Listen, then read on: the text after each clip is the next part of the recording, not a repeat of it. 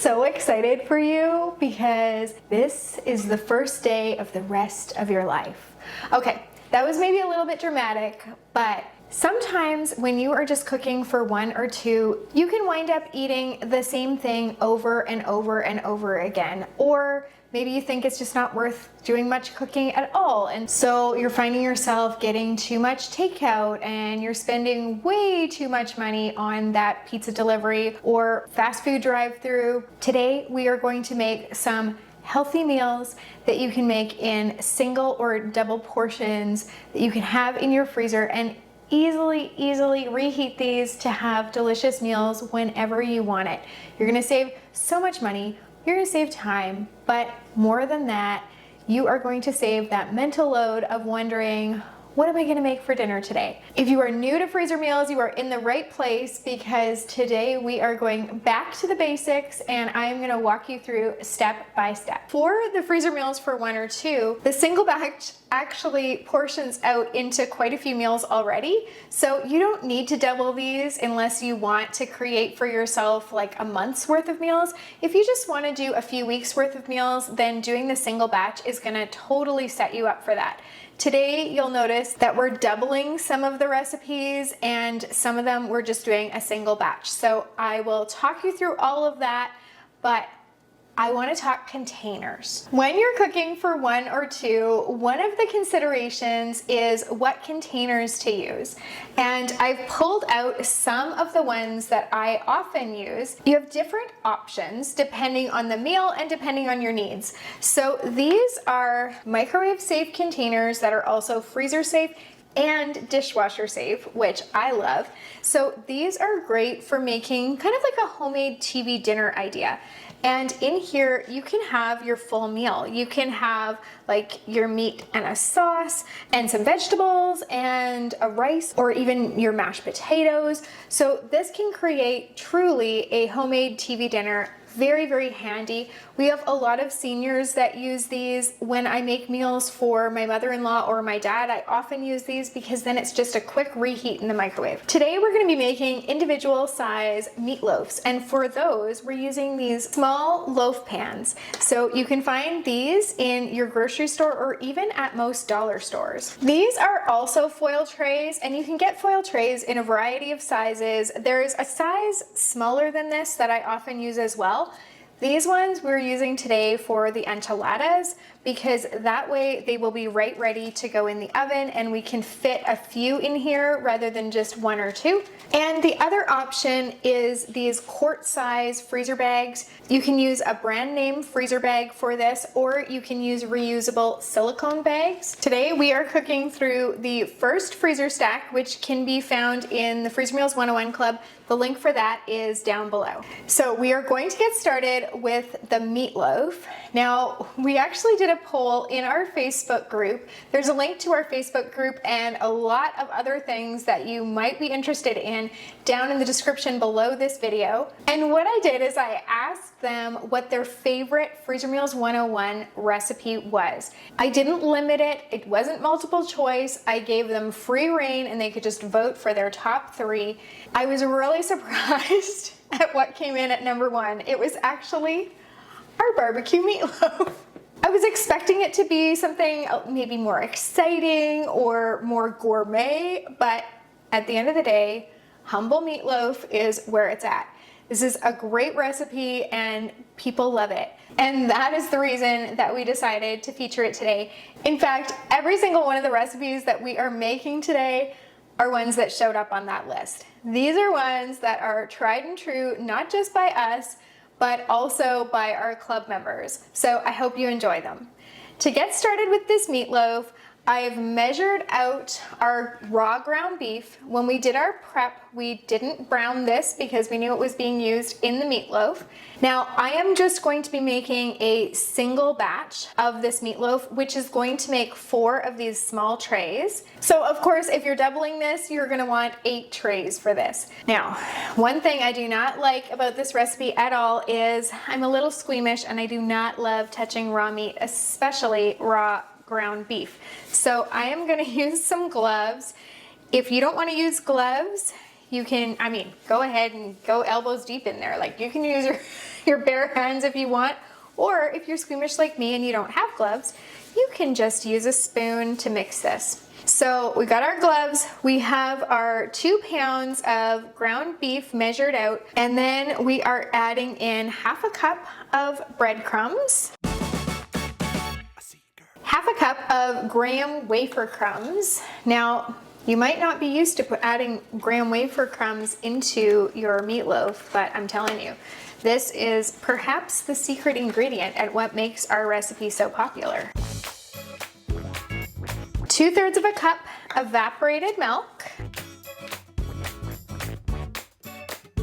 a 1/4 cup of minced onion, 2 eggs lightly beaten. I probably should have waited to put the gloves on until after I had done these things, but you know, I didn't want there to be any chance of me accidentally touching the beef.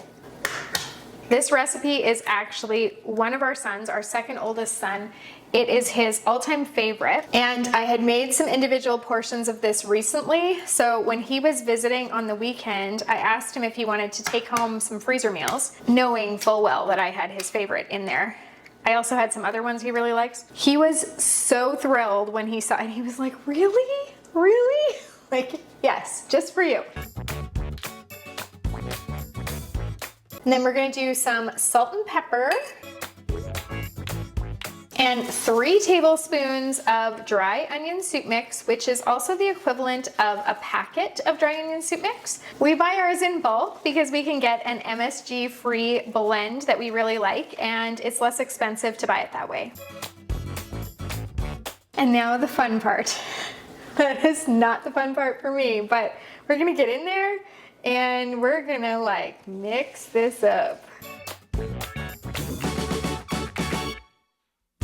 Baby, I've been watching you across the room. I can see you staring, baby, I've been watching you too. And darling, you've been giving. That was every bit as bad as I thought it was gonna be. I must love my kids a lot if I'm willing to make them meatloaf, even though it is really squeamishy for me to touch the meat. Okay, if any of you know my son and you see him, you tell him how much his mom must love him to do this for him. All right, now we're going to divide it into these 4 trays. Giving off some serious energy. I can only hope you're feeling me.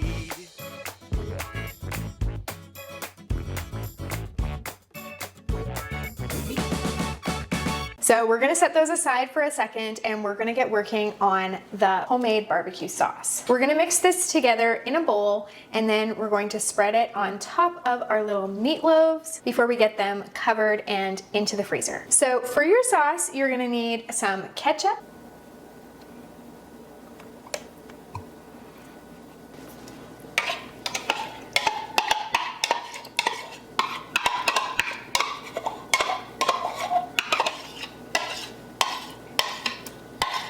we're gonna add in some brown sugar.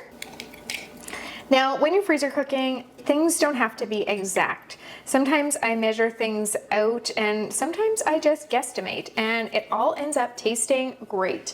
That's the same as when I was portioning things, like portioning the meatloaf into the individual containers.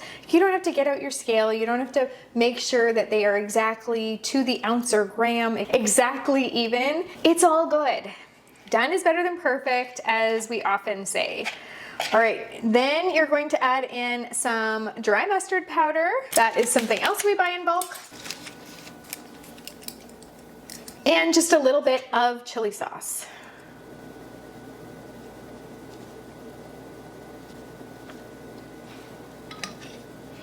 That's gonna give it the zip. I like the way you're moving. The mother boys don't have a clue. All right, now we're just gonna spoon it on. Again, it doesn't have to be exact. You're just gonna spread that sauce over top of your meatloaf.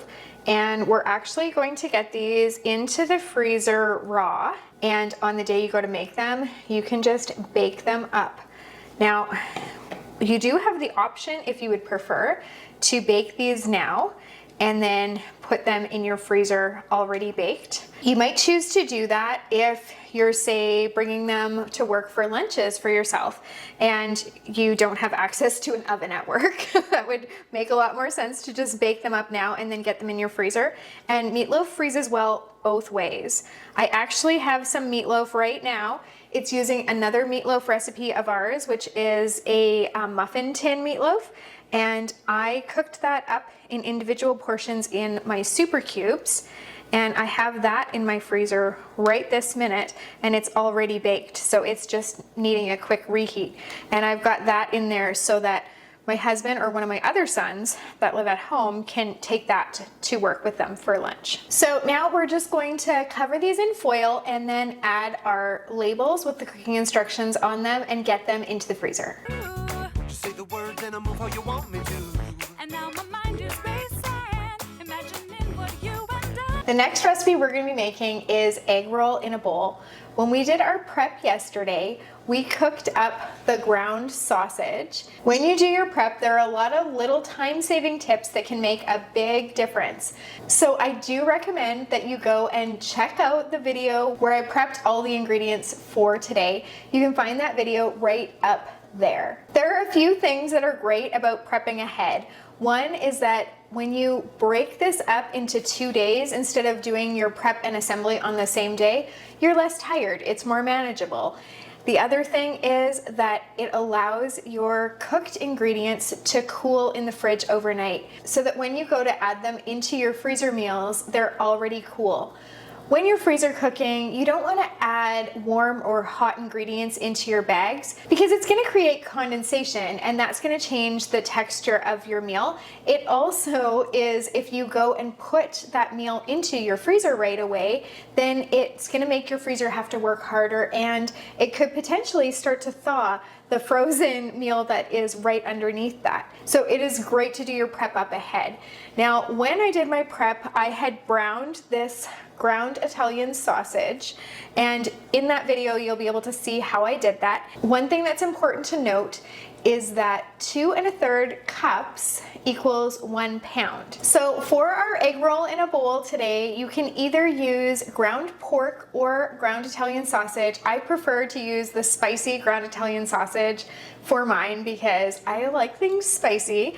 And it calls for 1.5 pounds per recipe, and we are doubling that, so we need 3 pounds total. So that is exactly what I have cooked up in here. But I put a scoop in here just to show you for future freezer meals that if you're using a ground meat in multiple recipes and you've prepped it all up ahead, so if this was ground beef and you had prepped it up to make many different recipes, then you could just keep your scoop right in the meat, and then that would allow you to easily portion it out into each recipe, knowing that 2 1/3 cups equals 1 pound of ground meat. So because this is exactly the amount I need, I'm actually going to mix everything right here in this bowl. Less dishes is always the best option. Another thing that I like to keep the scoop in is the onions. So 1 medium onion makes about 1 cup of diced or minced onion. So if we have our scoop in here and our recipe calls for 1 onion, then we know that we can just scoop out our diced onion, plop it right in there, and because we're doubling it, we are going to go ahead and do a second scoop. This doesn't have to be exact, but is a massive time saver. Next, we need some minced garlic. We actually just get this giant container of minced garlic and we use it from here. If you prefer to mince it yourself, you can, but again, we are just saving time and dishes and doing things as simply as we can so that they get done. So we've got our minced garlic in there. Next, we're gonna add our bags of coleslaw. If you prefer, you can shred cabbage for this, like if you've grown cabbage in your garden, but the coleslaw bags are a really nice way to save yourself that step. I could do. I just wanna do it with you. No one to stop me. Some people are surprised to learn that you can freeze cabbage. You absolutely can freeze it in recipes like in our lazy cabbage roll casserole or our cabbage soup, or of course in this egg roll in a bowl. We're gonna need some carrots that are either shredded or cut into matchsticks. I did a bit of a time saver and I bought my carrots already cut into matchsticks, so we're just gonna add a cup of those because we're doubling the recipe. Some onion powder. I really like this 3 onion blend. Some ginger. We like to use the squeezy tube ginger because it's nice and fresh, but it's already minced. Some red pepper flakes. You can add more if you like things spicy, less if you don't, or you can omit it altogether if spice is not your thing. Some sesame oil and some olive oil.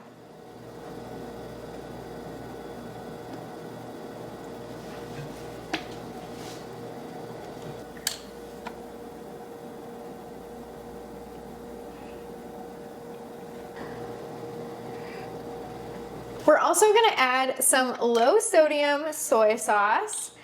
Now, if one of our recipes says low sodium, we do recommend that you actually buy low sodium. These recipes go through a rigorous testing process, and the first time that we made egg roll in a bowl, it was much too salty. When we switched to the low sodium soy sauce, it was just the right amount. Now this is a very full bowl here now, but we're just gonna mix this as well as we can and try not to make too big of a mess. No reason not to be the one who makes my move. Baby, come over, move a little bit closer, let's get right. I wanted to bring this over, I'm pretty short so I have to stand on my tiptoes, but I wanted to bring this over and show you how colorful it is and beautiful. And this is something that's so easy to put together, and then on the day you make it, in under 10 minutes, you can heat this up on your stove and have an amazing meal. For the egg roll in a bowl, you have a few options when it comes to containers. You can use these ones that we were talking about before that make sort of the homemade TV dinners, and you can heat this in the microwave. The cabbage actually cooks up really quickly because it's shredded, and it will wilt down a bit in the bag. It'll still maintain its crunch, which is awesome, but it won't be as large as this when you go to cook it up. So you want these to be portioned bigger than you think that you'll need. The other option is that you can put them into the quart size bags and then you can heat them in a skillet on the day of. I'm gonna do mine in the quart size bags here today. The reason I like to put as much as I can into the quart size bags is because they don't take up very much real estate in your freezer. They can lay flat really easily and they don't take up a lot of space. Down to, so what you wanna do? I wanna When you're freezer cooking, one of the most important things to know is that air causes your freezer burn. So when you're closing up your bags, you want to get as much air as you can out of the bag before you seal it.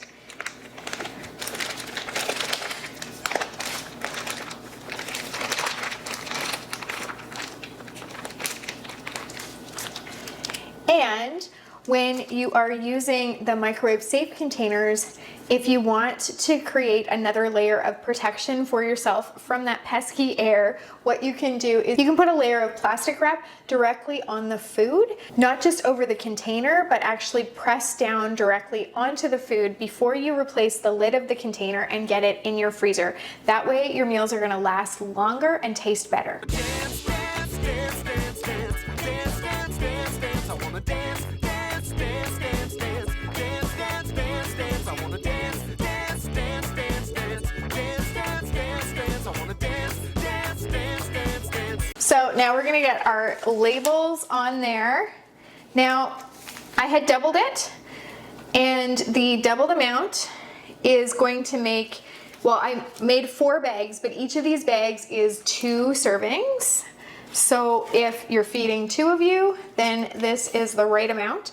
If there's just 1 of you, then you will end up with leftovers, or you have the option of portioning it into 8 bags so that you don't have to do leftovers. Next, we're gonna be making chicken fried rice. This is my aunt's recipe. I've been eating it since childhood, and I've been making it as a freezer meal for probably about 10 years now, and it works so well. So I did cook up the rice yesterday as part of my prep so that it had a chance to cool overnight. Then we're just going to measure it out. We're gonna need a large bowl because we're doubling this. You can make just one if you prefer. And definitely, if this is your first time having these recipes, then I recommend that you don't double them, that you first make one of each recipe to see if you like it or not. And then the next time, your favorites, you can go ahead and double. So we are needing 8 cups of rice.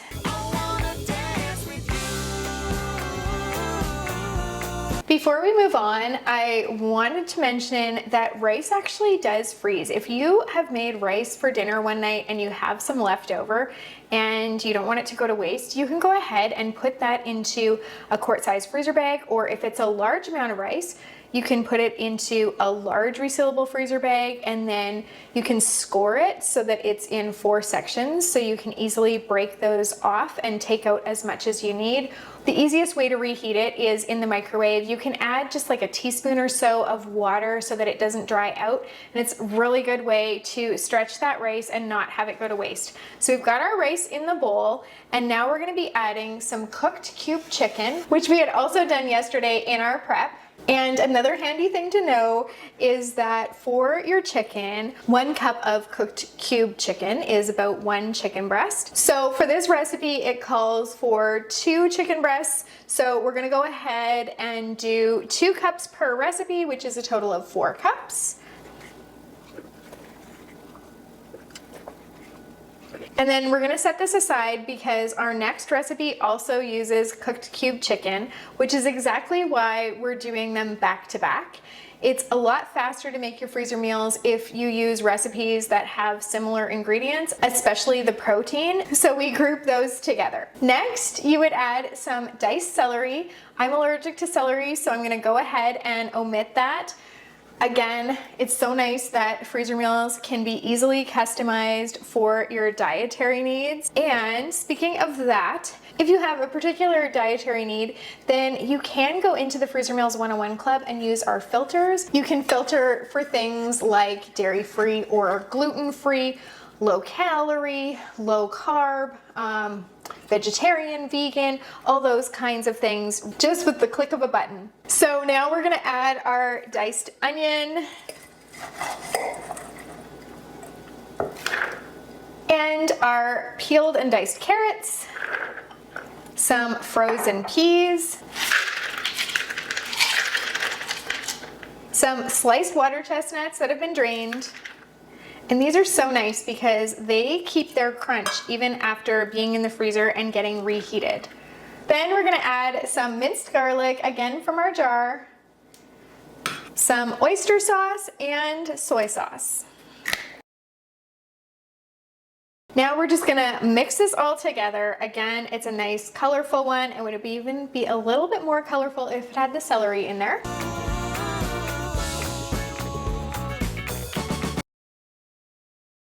Again, this is one that works really well in the microwave containers. When I make this for my mother-in-law or for my dad, I do make them right into the freezer safe, microwave safe containers, and that way it's a really easy reheat for them. But for myself, I do prefer them to be in the quart size bag, and then I can heat them in the skillet or in the oven. Because each of these recipes serves 6 and we doubled it, we have 12 servings, so we could do 12 individual servings, or we could do 6 bags for 2. I'm gonna go ahead and do 6 bags for 2 because this is one that even if I'm just eating it for myself for a lunch, I love the leftovers of it and don't mind having them. You got me spinning out of my mind.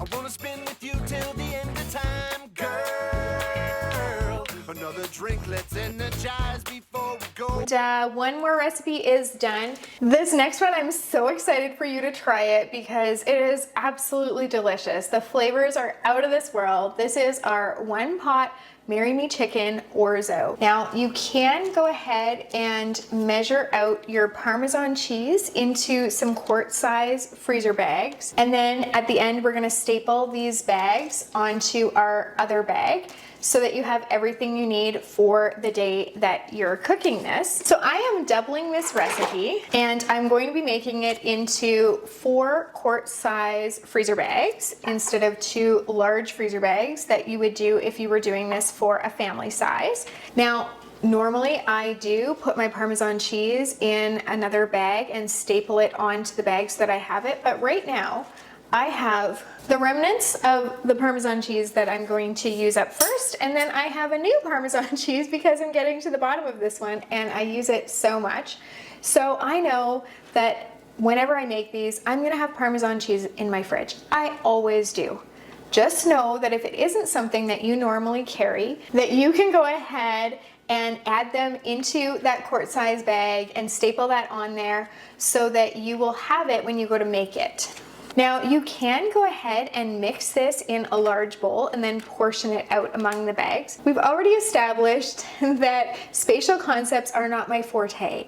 So I'm gonna go ahead and make this directly in the bags. Each of these recipes calls for 3 chicken breasts, which is about the equivalent of 3 cups. So because we're splitting it, it's going to be 1.5 cups in each bag. So we'll go ahead and add that now. This is again just our cooked cubed chicken. I really think you're gonna love this meal plan because there is so much variety. Next, we're gonna add some minced garlic, so just a little bit into each bag. The full recipe calls for 2 cloves of minced garlic, so we're kind of gonna do the equivalent of like 1 clove per bag here. You can probably see that making a lot of one single recipe makes things go by much faster. It's a great way to get 4 meals into your freezer in just barely more time than it would take you to make one of these. Next, we're gonna add some sliced sun-dried tomatoes.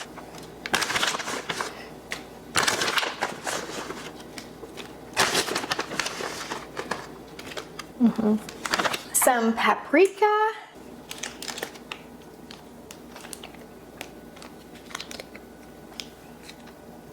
oregano,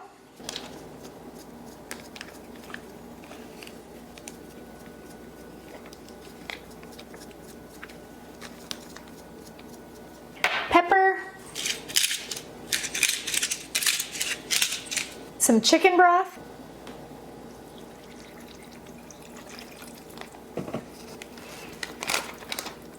now, because the chicken broth is very liquidy, my bags look like they might tip over on me. We don't find that usually you need to use those bag holders, but we do sometimes find for the odd recipe that we have a hard time holding our bags up. And in those cases, we just grab a small container that helps keep our bags stable. So I'm just gonna do that right now. And I'm gonna finish the one before I move on to the other ones, again, just so that it doesn't tip over. Because all that we have left to add is some heavy cream. 40 mils. We're gonna, again, get as much air as we can out of the bag before we seal it. And the great thing about this Marry Me Chicken Orzo pasta is that your Orzo cooks up right in here. This is a one pot. So on the day of cooking, you just add your Orzo. Because we have halved this, we're gonna be adding 1/2 cup of Orzo, and all you need is a small pot. You're gonna bring this mixture to a boil after you thaw it. You're gonna stir in your Orzo and wait until the Orzo is cooked. It doesn't take long at all, like 12 to 14 minutes, and that Orzo is gonna soak up all the flavors that we put in here, like that paprika and the oregano and that heavy cream and the sun-dried tomatoes. Just all of that flavor is gonna be in that Orzo. The other nice thing about Orzo is that it's tiny, so if you're feeding little people, then you don't have to cut it, which I also appreciate. And it's cute. Again, keep on going till the night's end. No one to stop us from dropping it Gonna get our labels on here. high, plus they push speedy on. Sign sealed and delivered. So if you do want to staple your Parmesan cheese onto these bags, then what you would do is put that in your other quart-sized freezer bag, get all the air out of that, and then staple it above the seal so that you don't put holes in the part of the bag that you need to stay shut. And then you would just get this whole thing into the freezer along with your beautiful little label that tells you how much orzo to add on the day you cook this. We only have one more recipe to go. In my opinion, it may be the best one, so I do want you to stick around and I do want you to make that with me.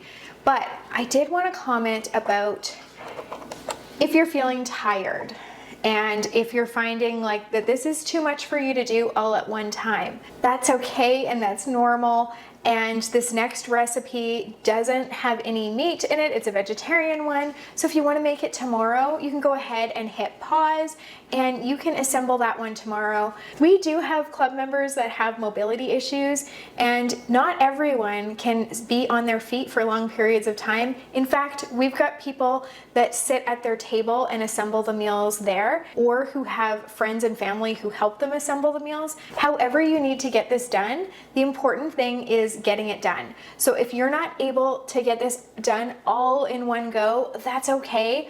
You have already made 17 meals, and I hope that you're feeling pretty darn proud of yourself. If you want to power through, or if you're still feeling good and you want to make these black bean and corn enchiladas with me, then that's what we're about to do. If you think to yourself, you know, 17 meals is pretty darn good, and I'm just gonna go ahead and put this away for the day, and I'm gonna come back to it tomorrow. I'm gonna sit down and just roll these enchiladas when I feel more energy. Even if you break your prep and your assembly into 2 days, sometimes you might need to break it into a third day. You're still, at the end of this, going to end up with many weeks worth of meals. Because we're at 17 now, depending on if you double those enchiladas or not, you might end up with 3 weeks worth of meals. You might end up with a month's worth of meals. If you doubled those meatloaves, you already have more meals than I've got. Congratulations on getting all of this done. We're going to move ahead and do the enchiladas, whether you're gonna do them today or tomorrow. Let's go. These are flavorful, they're colorful, so you know they're healthy, and they are so delicious. If you are not someone that normally eats meatless dishes, you are still going to love these because they are hearty enough and, most importantly, tasty enough that you're not gonna miss the meat.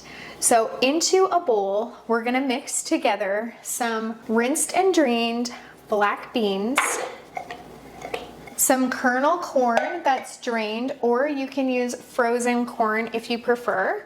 It's really about which one you can find a better price on. The nice thing too about freezer cooking, if you're just cooking for 1 or 2, is that normally you can't really take advantage of sales. You can't buy in bulk. You can't save a lot of money at the grocery store. Things are more expensive when they're packaged in smaller portions. So freezer cooking allows you to buy those family-sized portions, and then you can use them in your single-serve recipes so that you're getting the same good price that someone else who's cooking for a family is getting. And that is so awesome. In fact, we have quite a few people who now shop at Costco, even though they're just cooking for one, because they can, and they can. Now, Costco is not less expensive for everything, but there are some things that are much less expensive if you buy them in bulk or if you buy them at Costco. So you can do your price matching, your price shopping, and you can buy in larger quantities because you know you're gonna still use it and things aren't gonna go to waste. Next, we're gonna add some diced green chilies, a diced red pepper, some lime juice, salt and pepper,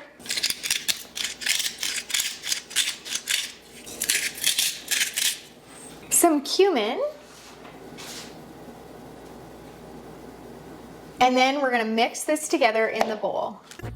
feel my body shivered when they played that song. Now you have your filling and you can roll this into your enchiladas. Now you can use corn tortillas for this or flour tortillas.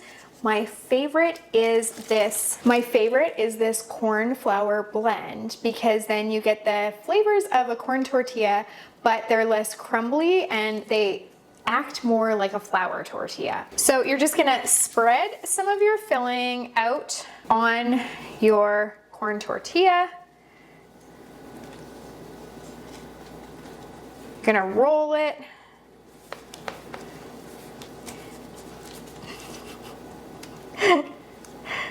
I've lost a bean.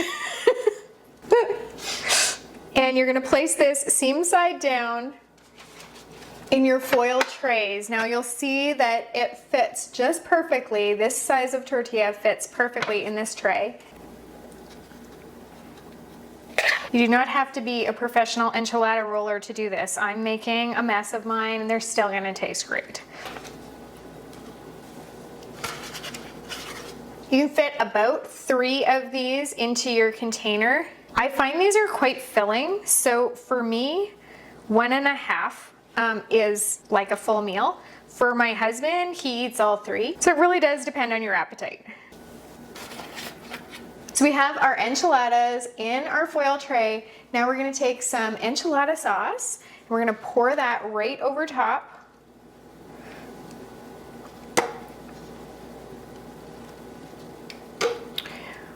For me, the enchilada sauce is the best part. I love the flavor. And then you're gonna top it with some shredded Tex-Mex cheese, or you could use cheddar.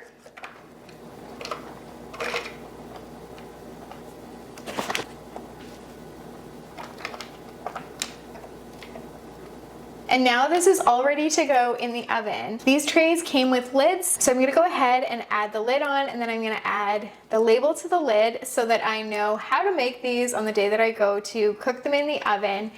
You could also put these in those microwave safe containers and you could microwave them because there's nothing in here that needs more than just reheating. Don't make me wait too long.